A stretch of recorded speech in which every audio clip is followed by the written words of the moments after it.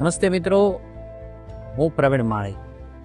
આજનો દિવસ ડીસા માટે બહુ મહત્વનો છે. માન્ય મુખ્યમંત્રી સાહેબને આજે આપણે આભાર વ્યક્ત કરવો પડે.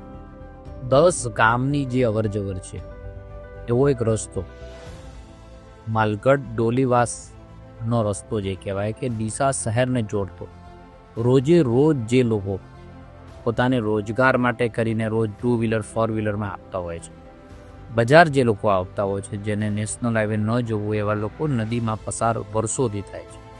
વર્ષોથી અનેક કાર્યકર્તાઓ અનેક લોકોએ રજૂઆતો કરી અને એના અનુસંધાને રાજ્યના મુખ્યમંત્રીશ્રીએ આ 10 ગામોના અવરજવર કરવા માટે માત્ર કોઝવે નહીં પણ સબમર્સિબલ બ્રિજ આપવાનું કામ રાજ્યના મુખ્યમંત્રી સાહેબે કર્યું છે.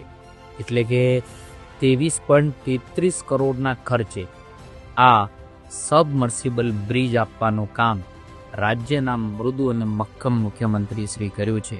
તેના માટે હું ઓડિશાના ધારાસભ્ય તરીકે ખૂબ આભાર વ્યક્ત પણ કરું છું.